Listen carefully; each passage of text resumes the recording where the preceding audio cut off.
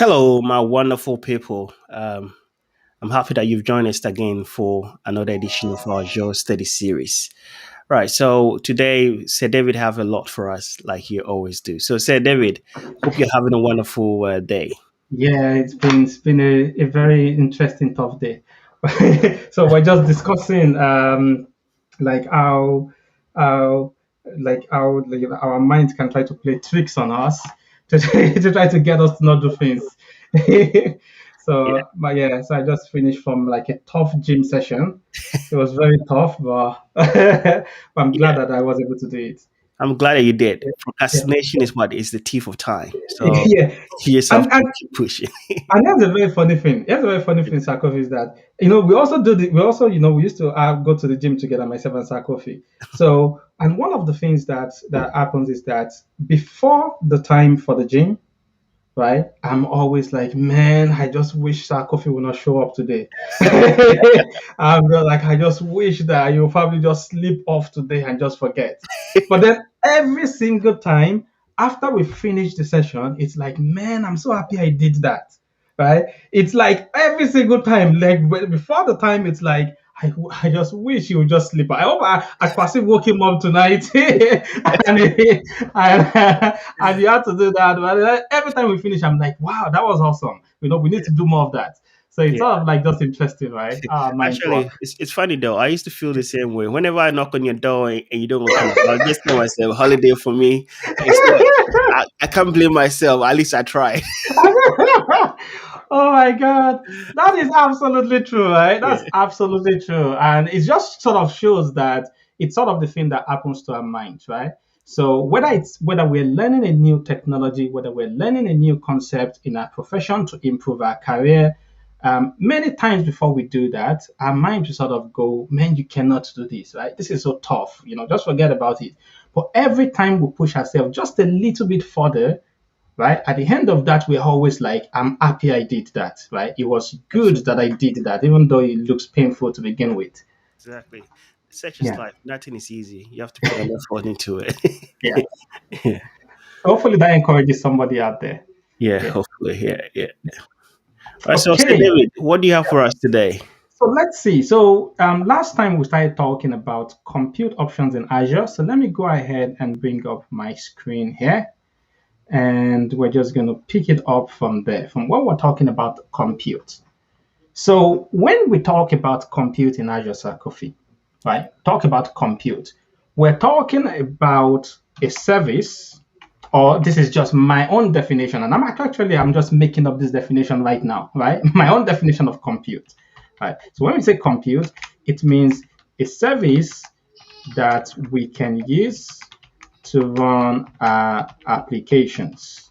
So that's what we're talking about. Talking about a service in Azure, right? That we can use to run our applications.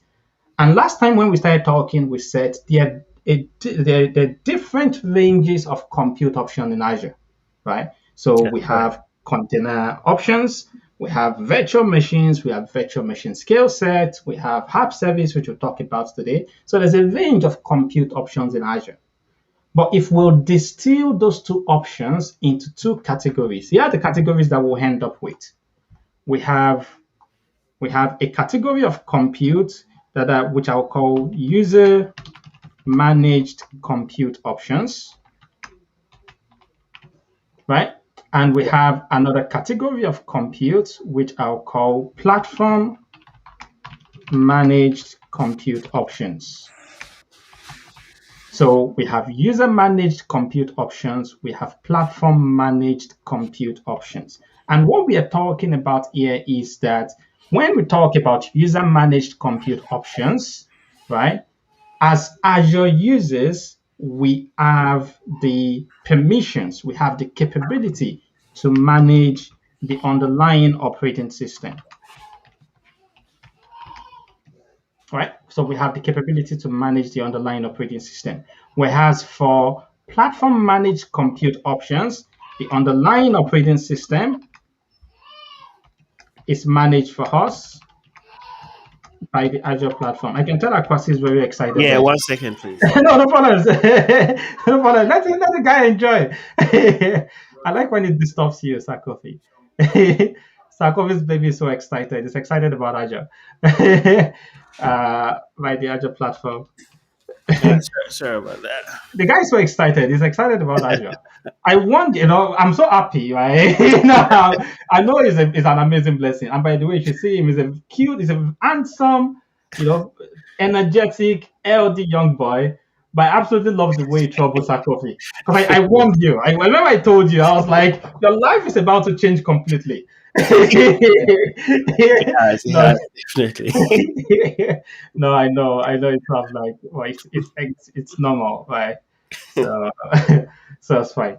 So those are the two options that we have. So we have the two categories of compute in Azure: user managed compute options and platform managed compute options. So for example, if I go to this thing, so if I go to the directory of Azure services, so let me bring up that directory of Azure Cloud Services. So I'll bring that up on the screen right here. So, and this is a document that's publicly available. Again, all you just need to do is just Google directory of Azure Cloud Services and you come to this document right here. So if you come to this document right here, if you scroll down to under compute section, right, you see that there's a different range of services in Azure that we can use to run applications and run services. So, and essentially you see some of them, we can manage the underlying operating system like virtual machine skill sets, SQL Server on virtual machines, while some of them, the underlying operating system is managed for us, so like Azure App Service and the other stuff. So today we're going to start talking about compute options that are managed by the platform, which the first service that we're going to look at is Azure App Service, and then tomorrow we'll look at container instance and Kubernetes service. So, Sarkofi, I'm going to put you a little bit on the spot here. Yeah, go So, can you help our audience to understand what is Azure App Service? Like, what is that? When we say Azure App Service, what are we talking about? Well, so essentially, I mean, you've said a lot about these Azure App Services already from your explanation of compute. So essentially, these services are things or computers that you don't have control of. It's Hmm. managed by Microsoft Azure, and then you can then deploy your apps to it and then to run, and it can also scale to support your application depending on the demands, and also scale down. So these are compute resources that are managed by Microsoft that you can actually utilize to run your application or web Yeah. services. Yeah. Yeah, and that's absolutely accurate, Sarkofi. So that's exactly what this is. So if we have a look at some quick information about this, so Azure App Service, so it's what you call a managed service in Azure. This is a service that we can use to run three main types of applications. So this is very important because we'll come back to it later. So we can use this service. We mentioned that it's a managed service. It's managed by the Azure platform. We can use it to run web applications, API applications, or mobile backend applications in Azure. So those are the three main types of applications that this service is designed to run. Can it run services that don't fall into this category? Yes. Is it optimized to run those kind of services? No. Right? So it's sort of like the point. You can use it to run a desktop application, for example, if you wanted to. It has a capability called web jobs that you can use to run background tasks, and you can use that to trigger certain processes to run and run background applications. Is this what this service is designed to do? No. The service is designed for web applications, API applications, and mobile backends. So when we say it's a managed service, here's what we're talking about. So on premises, if we're running our applications on premises, whether it's on virtual machines or physical machines on premises, we manage the entire stack. All of this is your responsibility Yeah. as the customer to manage. If we're talking about in Azure, talking about services like virtual machines that we looked at the last time, the things like the hypervisor from the virtualization layer downwards, all of that is now managed by the Azure platform, by Right. So Microsoft. hang on. So when you talk about serverless, Hmm. there's still a server. I thought. Yes, that Okay. is true. So when we talk about serverless, there's always a server. It just means that the server is abstracted from us. In other words, we're running our applications where we don't really have to think about servers, right? So it doesn't mean that there's no servers, but we're running it in such a way that we don't have to think about those servers, is what that's talking about. All right. Okay, I got it. So this one give you your ease of mind, just to focus on you coding. If you're a programmer, just deploy your code, and for the underlying technology, I mean, you don't have to worry about it so much. Exactly, sir. And if you look at it, because you can see the customer, for example, in Azure App Service that we're talking about, it's what you consider as a platform as a service. The Yeah, customer just needs to focus on their application and their data. And a lot of the other components are abstracted from us. They are managed for us. Because if you think about it as a business, yeah, what value is it adding to your business if you have to be managing operating system upgrades, right? Your business is not about managing upgrades, right? Sarkoph's business is about gold and Bitcoin, and all kinds of stuff.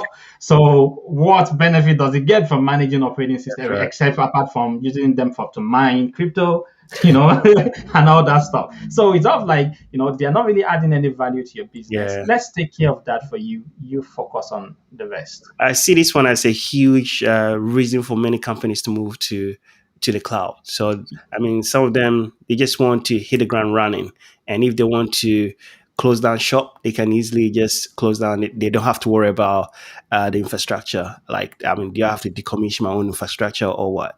So, Exactly. it's a really great option. Yeah, and that's what you see also when people are moving to the cloud, right? When people are moving to the cloud. So the easiest option when you see people transitioning to the cloud is to do something called a lift and shift. Yeah, So where they just lift their application from a virtual machine on premises and they move it to a virtual machine in Azure. So VM to VM, right? However, increasingly we're seeing where organizations are doing something called a lift and a replatform. So a lift and a replatform. And what that means is, let's see, can we replatform our application into a service like the Azure App Service? So in for many organizations, in many cases, their applications already run in such a way that they can just move them over to an Azure App Service, right? And then they get the benefit from that. But for some organizations, their applications may need to be modified before they can move it into an Azure App Service. So, anyways, let's move on. Let's see, because here's some of the things that we want to really focus on today, Sakofi. Let me bring this up very quickly. So, for the Azure App Service, we're going to quickly talk about these points because they are related to the exam objectives of the AZ-104. And they're related to the updated exam objectives. So those are the things that we're going to focus on talking about Azure App Service. So let's do a quick review of the objectives and let's see the main aspects that we're going to focus on for Azure App Service. So for Azure App Service, we're going to look at something called an Azure App Service Plan. We're going to look at scaling options. We're going to look at creating and securing it. We're going to look at configuring custom domain names, backup, networking, and deployment options. So we're just going to touch on this very quickly, and that will help us to cover the objectives. So I think there's a very interesting question in the chat window that I think is very interesting. So let's yeah, answer that. we'll bring that up.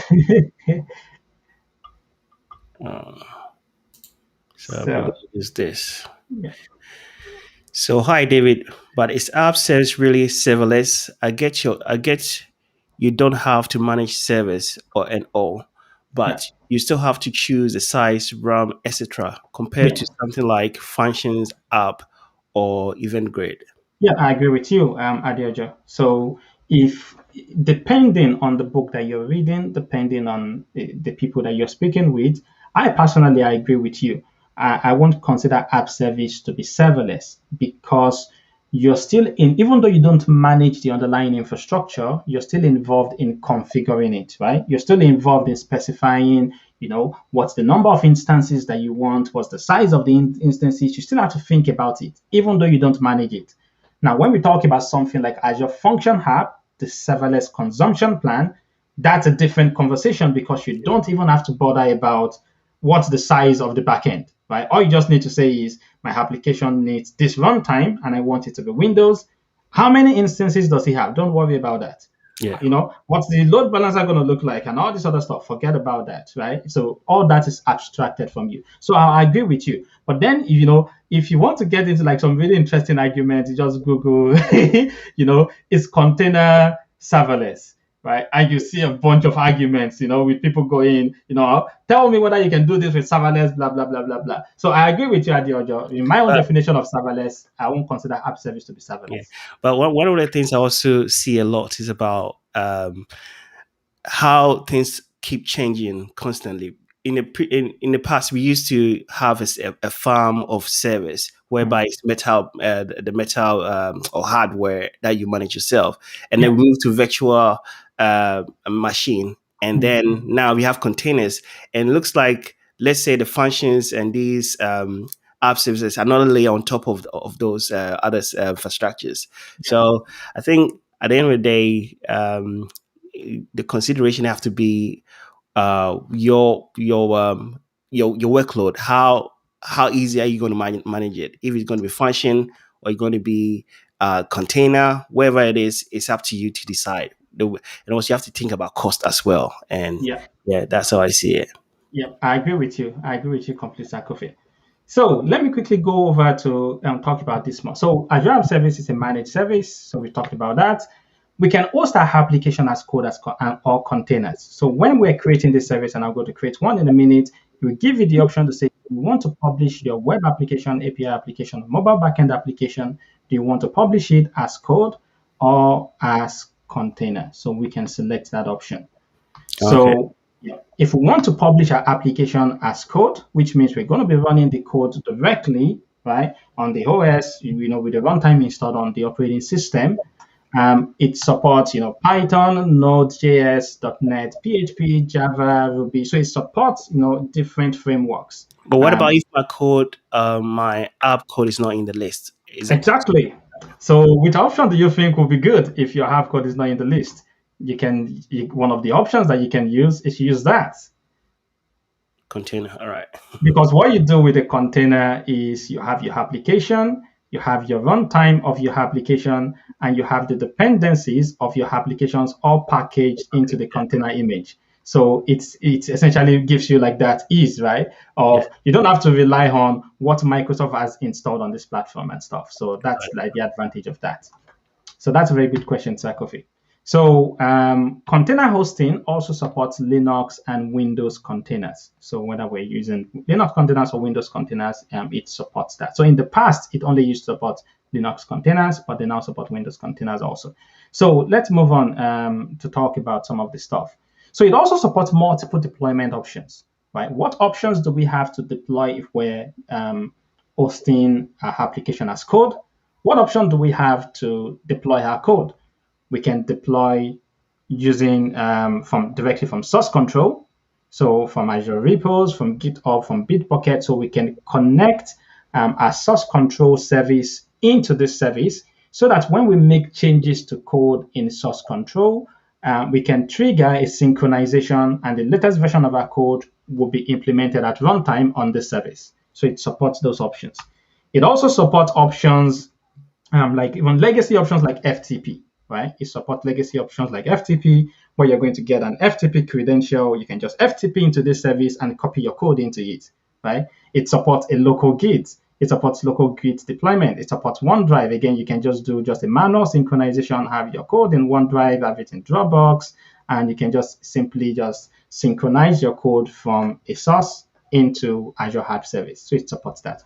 But here's the coffin that we want to quickly focus on, because you see here, Sarkofi, with the objectives, we have to understand the app service plan. So let's talk about this.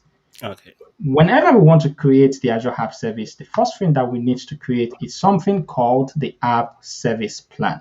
So what is this App Service Plan? App Service Plan is the environment, the background that's going to run our code. So this is essentially the compute that's going to run our code.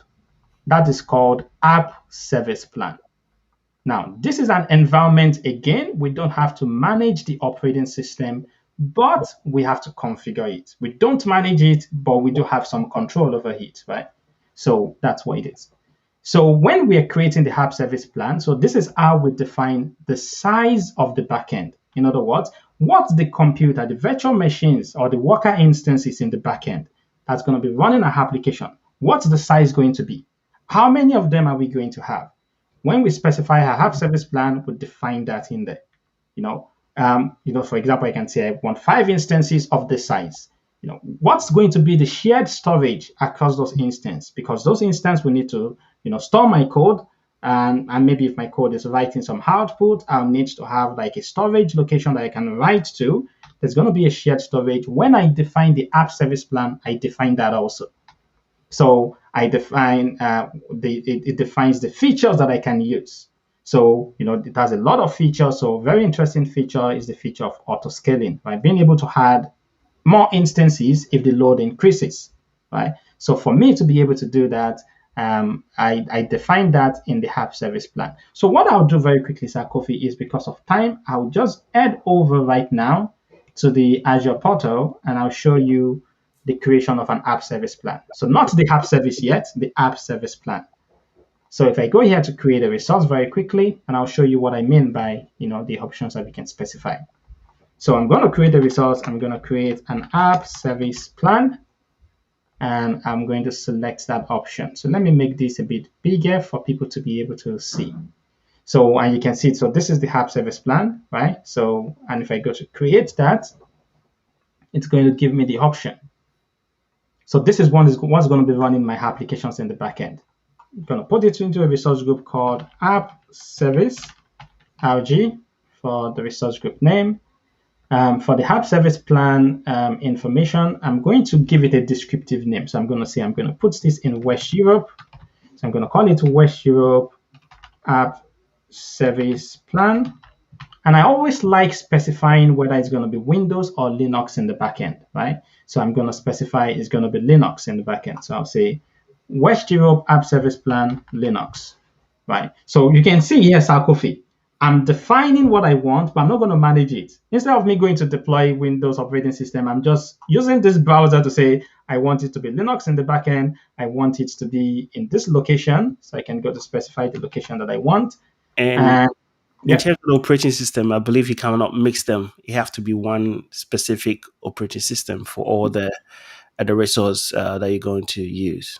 Yes, that's correct. So in this case, you see that, hey, you're creating, essentially it's like I'm creating a computer. That's what it is, right? It's like I'm creating a managed computer. So do you want it to be Linux? Do you want it to be Windows, right? So that's what it is. So what you're referring to, Sir Kofi, is that if we have a single resource group, we cannot mix two app service plans of different operating systems in that same resource group. Yeah.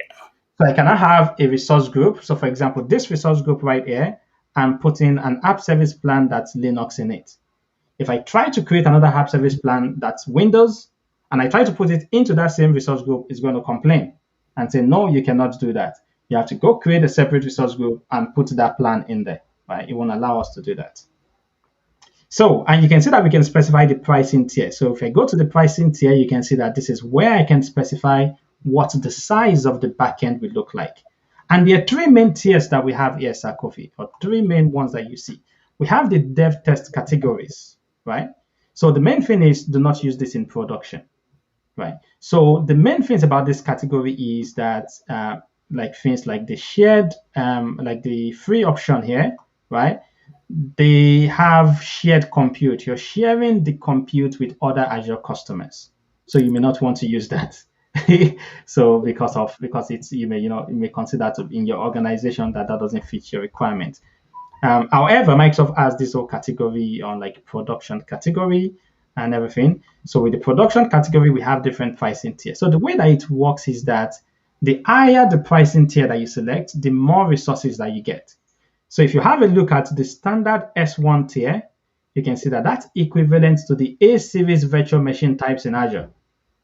So that's what it's saying here. It says this is equivalent of A-series virtual machines. You get 100 total ACUs. ACU stands for Azure Compute Unit. And you get 1.75 gigabyte of RAM per instance. So it's saying that's what you get in the backend if you select this, right?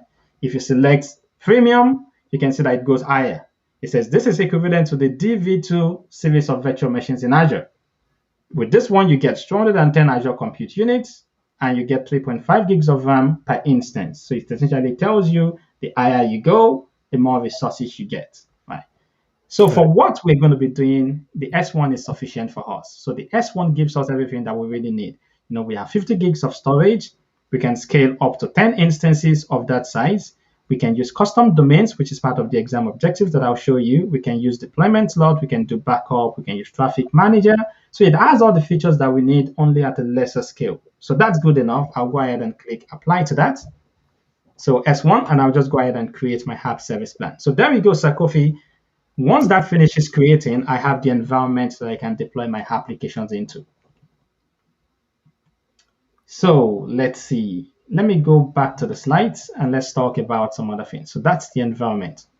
So once I create my app service plan, um, I can then begin to deploy my applications on the plan. So with the application, I can have multiple applications of different languages on the same app service plan. Oh, okay. Yeah. So for example, you can see that the app service plan that I created, I can have an app service or a web app that's .NET Core. I can have another web app that's Java. I can run another web app that's, that's based on container. I can mix them together depending on what I've specified, right? So I can have a mixture of multiple. If you want to see the sort of like runtime that's installed depending on the environment that you've selected, let me give you a command that you can use. Let's go back to the Azure portal and let's see what runtime is available for this environment very, very quickly. So what I'll do here, Sir Kofi, is I'll go to my environment and I'll go to do this. So let's go to, I've got Azure Cloud Shell open here. So if I do AZ web app list runtimes, and I believe I selected Linux, so I'll go ahead and specify Linux. It's going to show me the runtime that exists on Linux, on the Linux app Right. service. Yeah. So for example, I can run web app that's .NET 2.1, .NET 3.1, or any of these different runtimes on that particular app service that I just created, right? Because it has all this version of these runtimes already installed. If I want to see the one for Windows, I can just do the same command without Linux.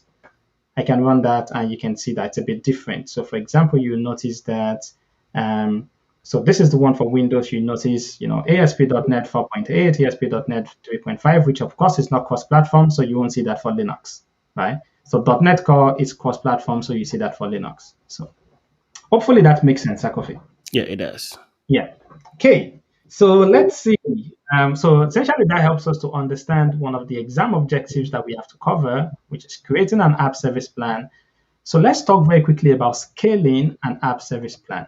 So here's the thing, Sakofi. I have an environment that I just created right now, right? My app service plan, and I specified standard S1. So standard S1, it will have one instance to begin with. This is not a good practice. The reason why this is not a good practice is because this instance, like any other computer, can crash, right? Things can happen, operating system can fail. If that fails, I risk a potential downtime. True. So at a minimum, I want to have two instances at least of the instance in the backend on the app service plan. At the minimum, I want two. If I have just one, I'm putting myself at a risk of downtime. So Okay. the yeah. So that means when you are setting up your auto scaling, you can set it up in a way that you have two running to begin with. Yes, we can do that. Exactly. That would be a better way to do that, right? So, or even like a more simpler way to do it, if I want to do like a manual thing, is I have this app service plan that I just created. If I go to that app service plan, if I go under applications, you notice I'm not running any applications on it at the moment. So it's currently empty. I can see the storage. I can see that the storage that I have, I still got my 50 gig shared storage and everything. If I go to under scale out, you notice that by default, it started with one of the instances, just one Yeah. instance. However, if I wanted to, I could change that to a minimum of two by default and then save that. So that is not even auto scaling, that's manual scaling, right? So I'm just doing manual scaling. But look at how easy that is, Kofi.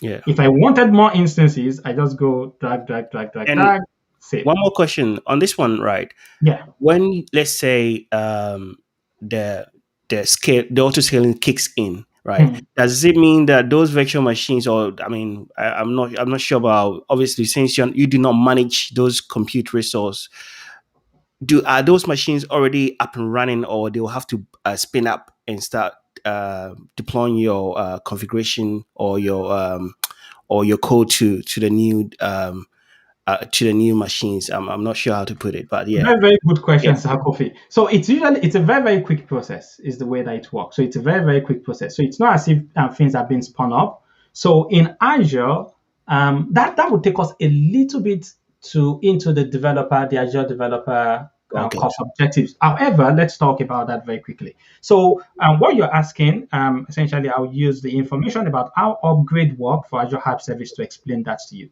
So let me go get to this document. So the document is called Demystifying um, App Service Upgrade. So let me go get that. And you'll see sort of like how that works. If you understand how the upgrade works, so this is an old document that was published by Microsoft in 2018, but it still applies. So demystifying the magic behind App Service OS upgrade stuff. I won't go into too much details. I just want to show this to you.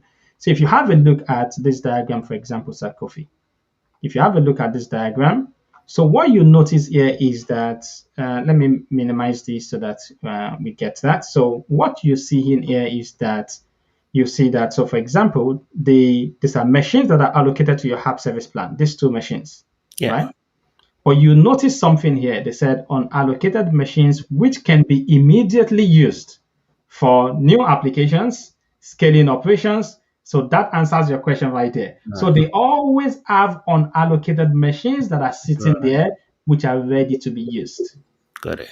right? So whenever it's something that happens and you go to just drag that button and you say, I need one more instance, they're not going, oh, we need to go get the high ISO disk. And we need to go get the floppy disk, and we need to plug that in, and we need to type. Did you remember? Did you use FDisk, Kofi, when you were doing computer? Did you use FDisk to format Yeah, yeah, your computer? Hey, remember FDisk in those days, right? You go in and then you do your FDisk format, and then you do your preparation of the boot partition, and you do all that stuff. So none of that going on here. all They're right, a bit more advanced than that, just a little bit more advanced than than using FDisk. So do the partition and the format and all that stuff. So that's essentially how it works. So they have those already there. They just allocate it to our instances. got it. Yeah. But to your point also, Sir Kofi, we can also configure auto scaling. So auto scaling is a way for us to say, I don't want to get involved in this manually. Sir Kofi has a quasi, it's got like gold farms to look after. It's got all kinds of stuff going on. It's like Exactly. I don't want to be waking up like 2 a.m. in the morning to scale an application because we've run out of resources, right? What I want to do is I want to specify certain conditions and criteria to say if these conditions are met, automatically add one more instance to the app service plan in the back end to run my applications, right? So that is what auto scaling essentially is. So, and that's very easy to configure. So when you're configuring that, just be aware that there is a default rule, but you can have multiple rules. You can have, so for example, you can have more than one condition. You can have multiple conditions. But we're getting into the developer content. We'll talk about that when we go through the developer content together. So anyways, what you see here is if I just use the default one, I can specify a minimum, I can specify maximum, I can specify a default, right? So, and that is what we're specifying here. So for example, if I just want to do that, I can say minimum, I can say we're going to start with a minimum of 2, which is the idea that Sarkovic gave us, which is a good idea. And we can say we can scale up to a maximum of 10. Say how many instances, so I'll just set this to 2 also. So say how many instances can we scale up to? It depends on the plan that we selected, right? If I go under the scale up section, depending on the plan that I selected, that's what determines how many instances I can scale up to. If I selected the standard S1, which means I can scale up to 10. If I selected something like the premium P, like if I go, for example, select the premium P1 V2, you see that it said I can scale up to 20, Right. right? If I go to select maybe some other one, I think that 20 is of like the highest, except you go to the isolated, which means you can scale up to 100 or something like that. Yeah. Okay, so it doesn't matter what you select in the auto scaling option page. It all have to do with what you define, which pricing tier you selected. Exactly. So that's the boundary, right? It's like this Okay. is you can go up to a maximum of this and all of that. So that's what defines that. So in this case, if I go ahead and configure this, I can only go up to 10. If I try to go more than 10, It's going to say, hey, Okay, you've got it. selected a plan that doesn't support that. What are you trying to do here? Right? You need to go get some more money from Sarkofi and come back to come back to the page to do everything you want to do. So I just leave this and I just go ahead and click on save. So again, we're not covering this in details because it's not part of the exam objectives. However, stick with us. Stick with us because we have amazing content. One of the things that we want to do in this series, Sarkofi, is that there's a lot of people that come from a background of IT professionals, right? That see development, right? And so they're seeing like the trend that technology is going, and they're like, oh, I need to learn a little bit about development, right? I don't need to be a developer, but I need to learn some concept around development. But they're scared of that, right? Stick with us in this series. When we do the Azure Developer Series, one of the things that maybe we even title it differently, right? Azure Developer for the IT Pro. Right? When we're going to take development, right, in Azure and development in Azure, and we're going to make it so simple that as an IT professional, you wonder, why you are not changing your profession to be a developer. So just stick with us again. We'll talk about that. So we've created a app service plan. We've talked about scaling. So let's go talk about creating the app service and securing the app service. So let's go talk about those two very, very quickly. So now that we have our plan, so what I'm going to do next here is Sakofi. Let me bring up a slide. I have a nice slide that's going to show you the next thing that I'm going to do. So here's what I'm going to do. I have my plan. I'm going to go deploy my web application on the plan, and I'm going to pull in code from GitHub into the web application. So that's what I'm going to do now. So, Okay. yeah, so let's go do that very quickly. So let's go to the Azure App Service plan that I have over here. So in order to do my deployment, so I want to show you where I'm going to be pulling the code from on GitHub. So it's a simple code. It doesn't hide, it's not doing anything complex or anything like that. So I'm just going to go to that. So it's in GitHub. So it's part of the Azure App Service samples. So it's called the Awesome Web App. Again, it's just a basic web application that's actually very legacy. It was created six years ago. So what I'm going to do is I'm going to pull the code of this application and I'm going to pull it into my app service plan and deploy it. So in order for me to do that, what I'm going to do is I'm going to go to my, to here, I'm going to go to create a resource and I'm going to create a web application. So I'm going to create a web application that's going to run on the plan that I created. So create a web application, put it in that same resource group that I created earlier. I'm going to call this DO Web App 90. Oh, that's in use. Let's call it 900. So DO Web App 900. So that's free. So that's good. So my application will be code. I'm going to just select .NET Core 3.1. That's fine. I'm going to select Linux because .NET Core is cross-platform. I'm going to select UK South, West Europe is where my plan is. Sorry, so I'm going to select West Europe. And you can see that it automatically identified the plan that I created earlier. That's right. Because everything else matches. It's like, hey, you got a plan here that you can use for this web application. So that's why it's done there. So I'm going to go to next. So they have this deployment option in preview. Again, because of the exam objectives and because of time, we're not going to go into this in more details. We're going to talk about those in other exam objectives. So anyways, for now, I'm just going to go to review and create, and I'm just going to go create this web application. And it's going to be created on the plan that I specified earlier. So if I Yeah, go to my plan, sorry, sir, carry on. Sorry. yeah, while this one is coming up, let me just bring up a question. We got a question up. Yes, So, sir. is the app service endpoint publicly available? If yes, how do you secure it? Good question, Adiojo. Very, very good question. And the answer to that is we'll get to that right here on the networking settings and secure an app service. So we'll talk about that. So the answer to that very quickly is yes, it's publicly available by default. Can we control that? The answer to that is yes. So here you go, Sakofi. You can see my Yeah, application is now running on my when app it's service running. plan, right? So however, it doesn't have any code in it, right? So if I go to the web application, if I just go to it, you notice that I can browse to it, but it's just the basic app that it has. So Yeah. what I'm going to do is I'm going to go pull in code from GitHub. So to do that, I go to the deployment center. So and under the deployment center, I can go to specify where I want to, my deployment option. Again, there are multiple options. If I want to use FTP, I can just go to FTP credentials, get the FTP credentials, connect to it using FTP, and just copy my code into it. So, but anyways, I'll let it load up the settings that I have. And the sad thing about this, Coffee, a little bit of stuff on Microsoft Pad. This used to be quicker. The legacy deployment center used to be quicker than what this one is doing. But anyways, um, okay, so let's see. So I'm not going to be doing continuous deployment. So, but that's the only option that it's given me because I selected the Windows option. So Right. bad, bad, bad, bad, bad, bad, bad. So, so that's the reason why it's like, oh, okay, you got to use that and stuff. Sorry, because I selected the Linux option. So there are certain limitations that it adds, depending on the option that you select these days. So what I'm gonna do, Sir Kofi, is let me go over to my other Azure portal because I believe that I may have a Windows environment. If not, I'll just create a new Windows plan very, very quickly. Or you know what? Um, okay, let me think of some of the things that I'll do. So let me go back very quickly, just check if I have an app service that I can use for this deployment. If not, I'll move on. Okay, you know what, Sir Kofi? I think I have one.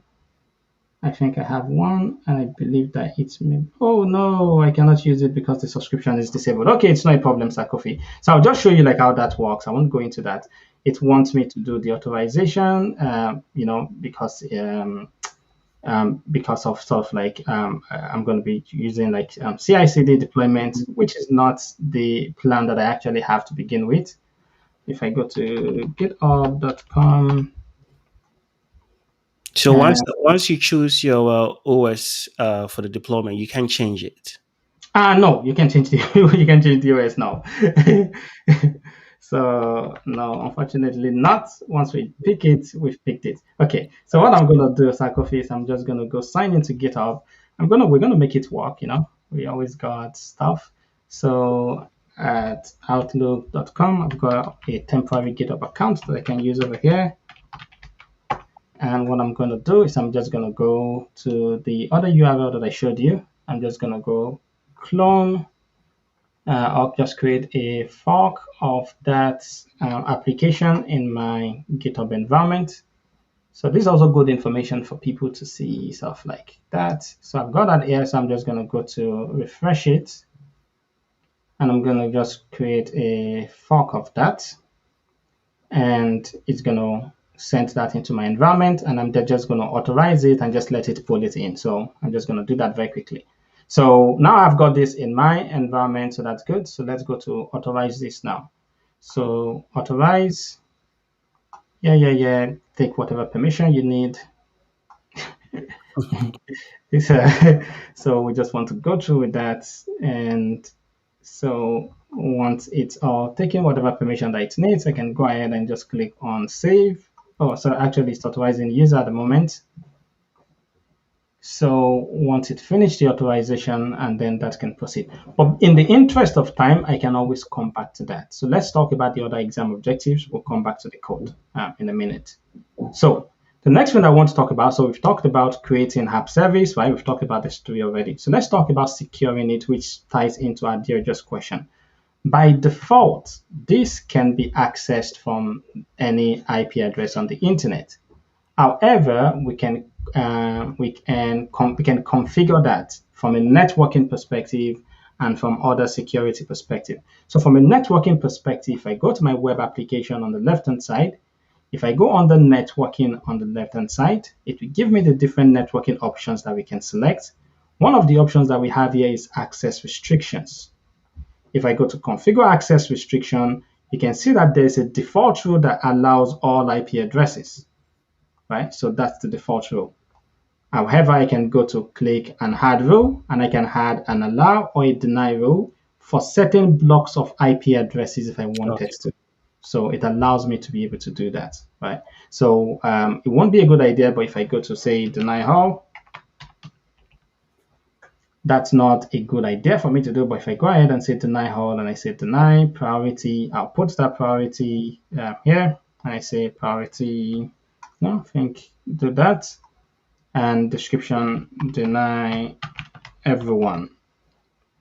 IPv4 block, I'll just say 0.0.0.0/0. I can just say, let me try see if that, no, doesn't like that. So if I do 0.0.0.0/0, right? So that means undefined anything, which is again that's not a good idea. What I'm doing, it's a bad idea to do. You can see that it's now denying everyone and all that stuff. So now if I go to try to access my web application like I just did earlier, and I try to browse to it, so I actually believe that I have it open here. So this is the web application. If I try to browse to it, you can see that it's now forbidden, right? Right. So Yeah. I noticed that the default rule changed to deny. So the moment you create a rule for a block or a single IP address, then everything else will be blocked, and it will only allow. The IP address that you've specified. Yes. Yeah, that's absolutely true. So essentially, that's one way that we can implement security. So hopefully that makes sense. So Adiojo will ask that question. So the other options that we can do are things like we can configure things like TLS and SSL settings. So these are the kind of settings that typically would configure on our web server, right? However, this has been abstracted. We can configure them right in the Azure portal. So for example, it allows HTTP and HTTPS by default. If I wanted to, I could say I'm only going to allow HTTP, which is going to enforce, TLS handshake. I can specify the version of SSL or TLS that I want to allow, because as we know, not all SSL is good SSL. Sarkofi, do you still use that website? There's a website called Bad SSL. Do you Uh, remember that website? yeah, I've used it before in the past. Yeah. Yeah, it's an amazing website. I love it. So it's called Bad SSL, and what I like about it is just that name, Bad SSL, because it helps people to think, oh, so SSL can be bad. So not all SSL is good. Yes, some SSL are weak, right? So in that case, you can say, okay, SSL that has known vulnerabilities in them, so I'm not going to allow them. I'm only going to allow the strong ones. So you can specify that. So those are some of the things that we can do to secure that. Again, hopefully that helps Adiojo with his question. So next exam objectives, configure custom domain names. So by default, Sarkofi, you notice that when I'm accessing this application, I'm accessing it. So by the way, I've modified that, so I should be able to access it now. You notice that I'm accessing it using this default name of .azurewebsite.net. Yeah. That's the default that I'm using. Now, Sarkofi, his organization doesn't like that, of course. We want Sarkofi the Goldman, right? Sarkofi the Goldman as the URL that I want to use, right? Thegoldman.com, whatever. That's what we want. So by the way, if you're thinking about doing investment for the future, if you don't have to go buy that domain name quickly. For men's gold. So like, oh, you got Sarkofi the Goldman, that's what we want to use. Can we do that? Can we use a custom domain name? So the answer to that is yes, you can use your custom domain name. You can use a custom domain name. You can even add your custom certificates to that. So to do that, what you need to do is you need to verify so because I've selected HTTPS only, this makes it a bit more complex. So what I'll do is I'll go to over here and I'll remove the HTTPS enforcement. So that will allow me more flexibility. And if I go back to under, yeah, he's in trouble, right? Yeah, I know. He's not only in trouble, because here's the thing is that, rich people, right? Rich people like Sarkofi, they have a different lifestyle, Are right? you sure? So, so that's Also, what you have to understand. That's what you have to understand. They have a different lifestyle, and working to 9 to 5. no, no, I do not believe that for 1 minute. So if I go over here for the custom domain, so I want to add my own custom domain. So what I'm going to do is I already have a domain name that I already have from GoDaddy. So if I go to add custom domain here, and you can see I can go enter my custom domain here. So what I'm going to do is I have this domain name called, let me bring it up here. So I have it's called webapp.cloudsecnews.com. So that's what I want to use. So what I'm going to do is I'm going to go configure that very, very quickly. So if I go over here and I configure webapp.cloudsecnews.com. And it says, you got to prove to me, David, that you own this name, right? You can't just come put any name that you want here. You have to prove to me that you own this name. How do I prove that? It says you have different options. You can either use an A record or you can use a CNAME record. And again, we won't go into details because the exam objective doesn't go that deep. We'll cover them in other exam objectives that we'll cover later. So, but for this instance, I can select something like an A record because I'm going to be using the main domain of webapp.cloudsecnews.com. And it says what you need to do, David, is you need to go over to your environment and you need to go add some DNS record. It says you need to go add two DNS record. Number one, you need to add a TXT record with that host and with this value. And you need to add an A record that's going to point to that value also, right? So it says you need to go do that. So let me go do that very, very quickly. So what I'm going to do is I'm going to go create a TXT record, and then I'm going to point it to that value. So let's do that. So over here, I actually have an existing TXT record that I could reuse. If I go over here, so okay, now I'll just go add a new one. So I'll add a new TXT record. The value, I'll put that value in there, and I'll copy the host information, and I'll copy that, and I'll put that in here, and I'll just reduce that to half and half to make it more simpler, and I'll go ahead and save that. So I've got that saved. So now I'm going to add an A record this time around. So A record, the host will be that. I'm going to make that FR also, and the value will be that value over there. So this is the way that I'm proving to Azure that I own this domain, right? So that's what I'm doing. So I'm going to do that. I'm going to click on save. So that saved that. So there's one more thing that I need to do because it also mentions that to me in this instruction. It says once everything is verified, you need to make sure that that this name is pointing to that IP address. So let me go do that very quickly. So if I go back to DNS record page 1, I go to modify that record, and I'm going to put in that IP address. I'm going to need this other IP address later, so I'm going to copy that, put it in Notepad document over here, and I'm just going to go ahead and save this coffee. So now I have all those records all configured in my DNS, and everything is all good. And typically, it's usually quick, right? It's usually quick these days. So once I have that all configured, if I just go back and I just do a validate, so it's going to go check if those names exist, check.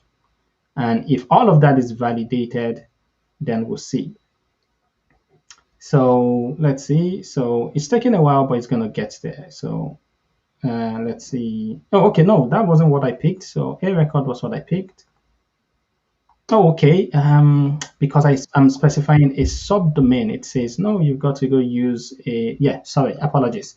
So I'm not using the top domain, I'm using a subdomain of CloudSec News. So it says I'm going to use the CNAME. So what I'm going to do is I'm just quickly going to go modify my records very, very quickly because I'm looking at time.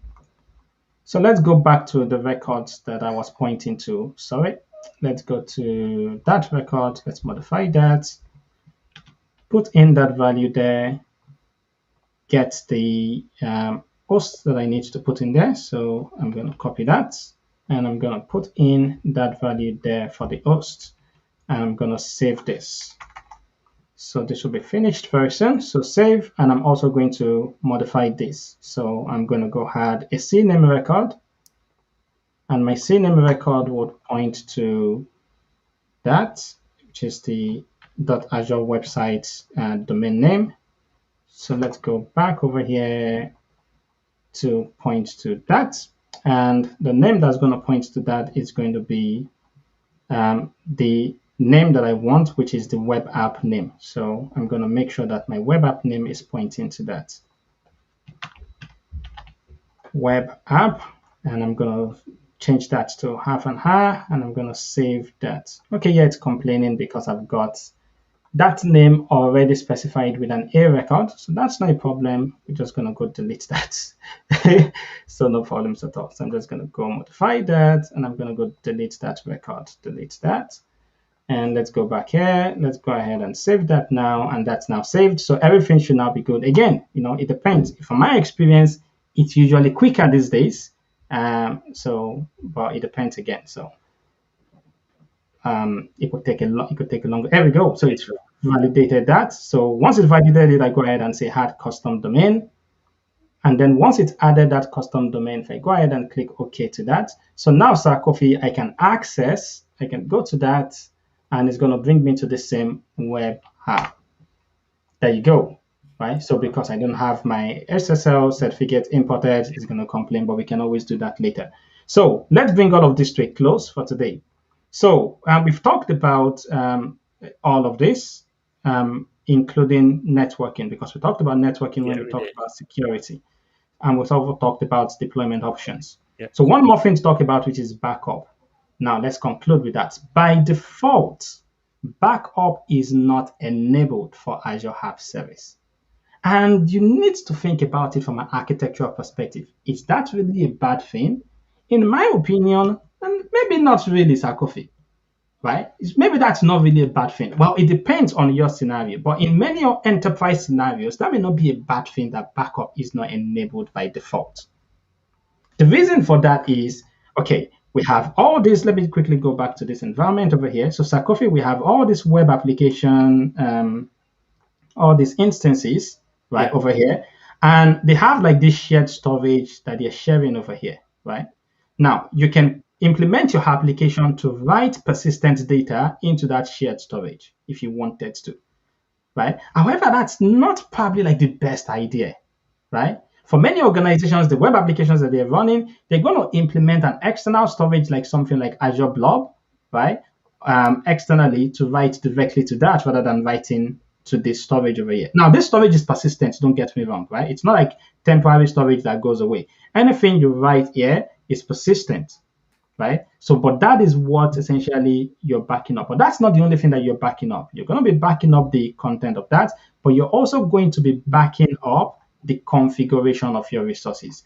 To me, that's the important part of this. You want to back up the configuration of your resources. That's right. However, if the configuration of your resources are coffee, if all of that is coming from definitions that you have in source control, in your Azure Ham template or in your Terraform template, is that a bad idea? Again, you have to decide for your organization, right? However, if you wanted to configure that, so how you would configure that, and this is the last point that we're going to make. So you go under backups, and on the backups option, you can see that backup is not enabled by default. You can go to configure that, and you can go to switch that to on, right? And then you can specify, the frequency of the backup that it's going to do, and the retention and all the other stuff. So that's how you configure that. So in terms of the backup, where is it going to back up your configuration to? It's To going that to storage. no, it's all of them. Everything that is backing up is going to be to Azure Blob in the backend. Yeah. So that's where it's going to save them. Yeah. Oh, okay. Okay. Okay. So Sarkofi, that brings us to the end of this. So Yeah. how do Right we on the how on do we time. claim? Yeah. How do we claim like the gift that you have for us today? Because I understand that you have a gift of like maybe some Bitcoin or something like that. Yeah. uh, So I have. Let me bring up the URL. One no moment. problems. Sarkofi, you can't escape that question. You got to give. There's a popular saying called "do giveaway." You got to do giveaway for us. Can everybody if possible just do hashtag Sarkofi do giveaway or something? He needs to do Yeah, giveaway. definitely we will do giveaway. So you guys should stay tuned. Definitely, keep watching us, and you definitely get a giveaway. So, but for today's, what we're going to give away will be the lab, unfortunately. So, I've posted this in the chat window. This is lab 9. So, what we talked about, the web service, you'll be able to run through this lab and replicate the whole thing that said David have been talking about. So, with this lab, you would definitely let me just bring up. Let me see if I can bring this up. Yeah, sure. Let me Um, stop sharing.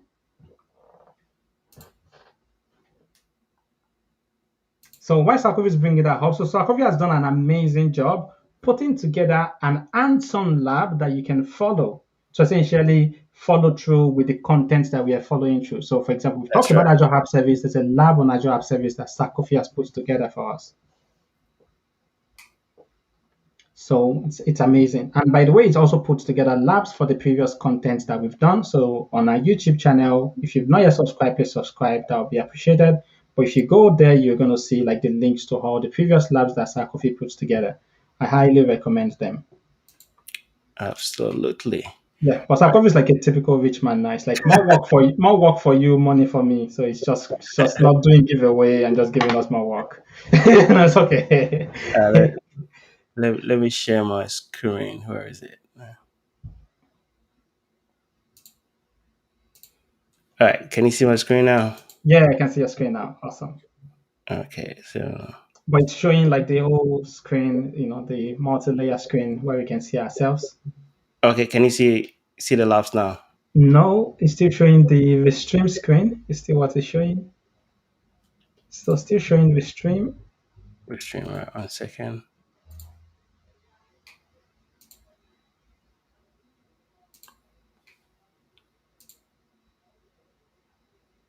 We still got that. So thanks very much, ladies and gents, for joining us. We really, really appreciate you joining us. So we keep this as simple and as straightforward as possible. 1 hour twice a week. Simple.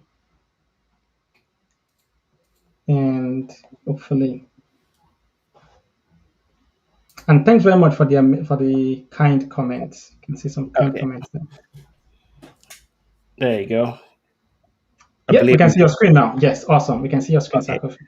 So this is the lab we have for today. So this will be the AZ 104 lab by Microsoft essentially. So with this lab, essentially what they said David have actually covered. This will you will actually go through the creation of Azure web app for task one. Then you create a staging deployment. That means you have another. I mean, the production one and the staging one. You can obviously switch between them, swap between them, and the third option, the third task, you configure web app deployment, just like say David did, and you deploy a code to the staging slot, and then we do a swapping on task 5.